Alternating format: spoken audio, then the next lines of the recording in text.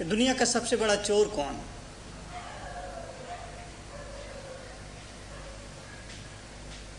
प्रश्न तो बड़ा अटपटा था, लेकिन इसका उत्तर बड़ा चटपटा था।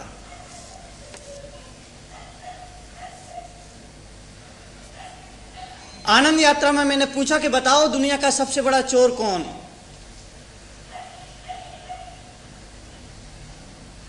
किसी ने कहा अंजन चोर, किसी ने कहा माखन चोर, किसी ने किसी नेता का नाम ले दिया, किसी ने कुछ बताया, किसी ने कुछ बताया। मैंने कहा तुम सबने गलत बताया। दुनिया का सबसे बड़ा, ब्रह्मांड का सबसे बड़ा अगर कोई चोर होता है तो वो संत होता है। मेरी बात तुम्हें बड़ी अटपटी लगेगी। ये बात मैं नहीं कह रहा हूं, इस बात को आचार्य अमित गति ने धर्म परीक्षा ग्रंथ में कहा है।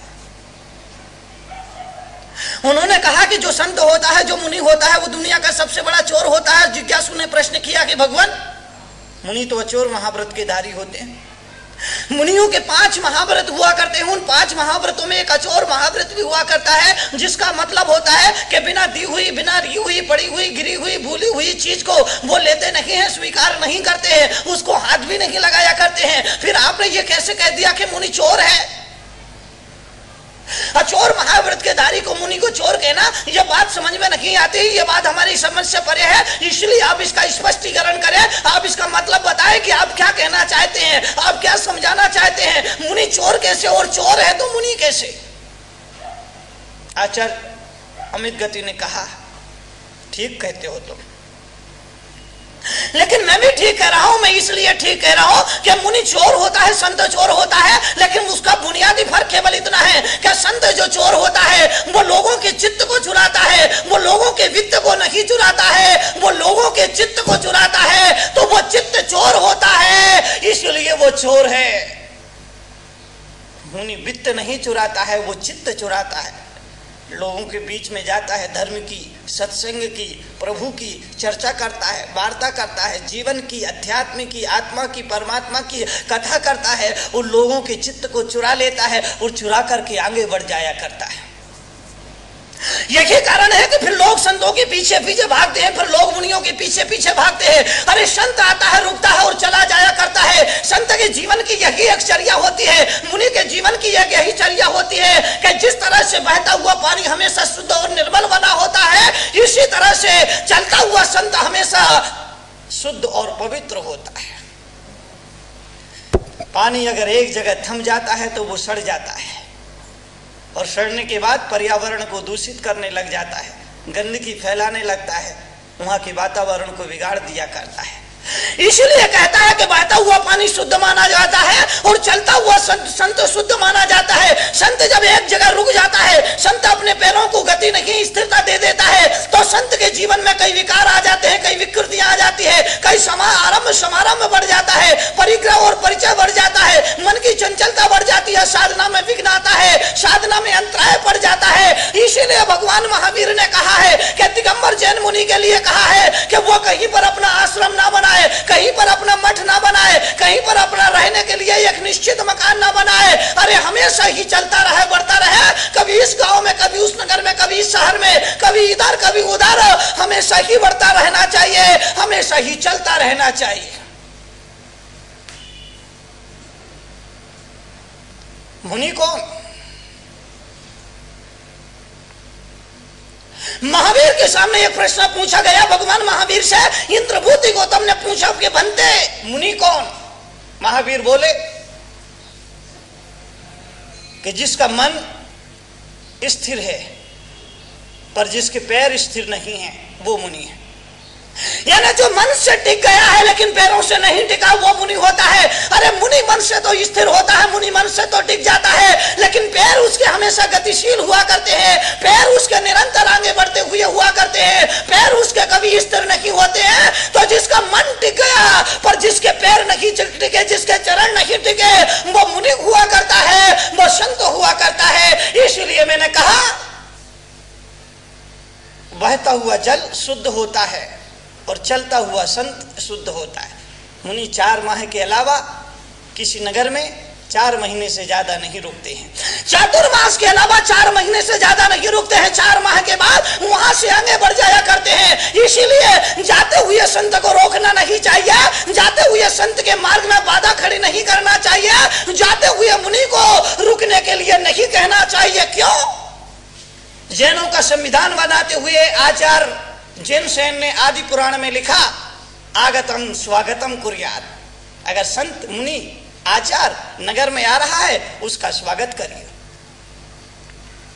जैनों का संविधान बनाते हुए, समाज का संविधान बनाते हुए आचार्य जिनसेन ने आदि पुराण में लिखा है, आगतम स्वागतम कुर्यात। यदि संत तुम्हारे नगर में आ रहा है, तुम्हारे गांव में आ रहा है, तुम्हारे मोहल्ले में आ रहा है, तुम्हारे कस्बे में आ रहा है, तुम्हारे गांव में आ रहा है, तुम्हारी कॉलोनी में आ रहा है, तो समाज का कर्तव्य है, सावकों का कर्तव्य है कि आगतम स्वागतम कुर्यात। आते हुए संत की अगवानी करिए, आते हुए मुनि की अगवानी करिए, आते हुए मुनि का स्वागत करिए, आते हुए मुनि को प्रणाम करिए। आगतम स्वागतम कुर्यात। आते हुए संत की अगवानी की जानी चाहिए, उनका स्वागत किया जाना चाहिए, उनका अभिनंदन किया जाना चाहिए। तिष्ठन्तम च व्यवस्थे। और अगर मुनि आपके नगर में, आपके गांव में, आपके मोहल्ले में, आपके मंदिर में, आपके आश्रम में, आपके कॉलोनी में प्रवास कर रहा है, तिष्ठन्तम च व्यवस्थित, तब श्रावक का धर्म बन जाता है, तब संसारी प्राणी का धर्म बन जाता है कि वो संत की व्यवस्था करे, संत की चर्या में सहयोग करे, उनकी भैयावृत्ति करे, उन्हें आहार पानी दे नवदा भक्ति से, उनके प्रवचन सत्संग की व्यवस्था कराए, उनके जन कल्याणकारी कार्यक्रम में वो रचनात्मक रूप से सहयोग दे। तिष्ठन्तम च व्यवस्थित। ठहरे हुए संत की व्यवस्था करनी चाहिए। और गच्छन्तम न निवारेत। अगर संत जा रहा है उसे रोकिए मत। बात थोड़ी सी कड़वी लगेगी, बात थोड़ी सी उल्टी लगेगी, लेकिन उल्टी बातें अक्सर सीधी हुआ करती हैं। तिष्ठन्तम च गच्छन्तम न निवारेत। तीसरे चरण में उन्होंने कहा, अगर संत जा रहा है, संत आगे बढ़ रहा है, संत किसी नगर में विहार करके आगे जा रहा है, तो जाते हुए संत को रोकना नहीं चाहिए, जाते हुए संत के विहार में बाधा नहीं डालना चाहिए। क्यों? जाते हुए संत को मत रोको, क्योंकि वो तुम्हारे ही किसी भाई के कल्याण के लिए जा रहा है, तुम्हारे ही किसी भाई के उद्धार के लिए जा रहा है, तुम्हारे जैसे ही किसी भाई के जीवन में तीर्थ बनाने के लिए जा रहा है, उसका मार्गदर्शन करने जा रहा है, उसके जीवन का कायाकल्प करने जा रहा है। इसीलिए कहा गच्छन्तम न निवारेत। जाते हुए संत को कभी रोकना नहीं चाहिए। वो किसी न किसी के कल्याण के लिए, किसी न किसी के उद्धार के लिए, किसी न किसी की सदगति के लिए, किसी न किसी के जीवन को मंगल बनाने के लिए जा रहा है। इसलिए कहा गच्छन्तम न निवारेत। ऐसा धर्म सनातना, यह एक श्रावक का सनातन और प्राचीनतम धर्म है। तो मैंने आपसे कहा कि संत चोर होता है, मगर तुम संतों को चोर मत कहना, नहीं तो कहने लग जाओ कि मुनि चोर हैं, संत चोर हैं, तो मामला बिगड़ जाए।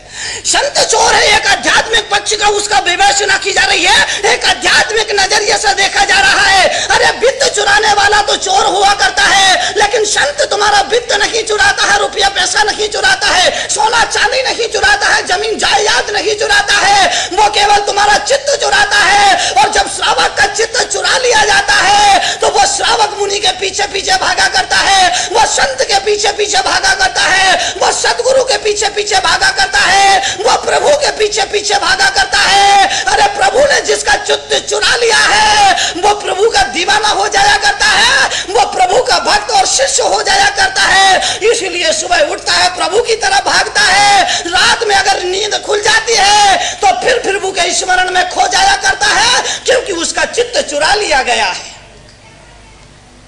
अपना चित्त किसी संसारी प्राणी को मत दे देना, अपना दिल किसी संसारी को मत दे देना। अगर अपना दिल देना उस परम प्रभु को देना, अपना चित्त देना तो उस सदगुरु को देना, अपना हृदय देना तो उस हृदय के सम्राट परमात्मा को देना।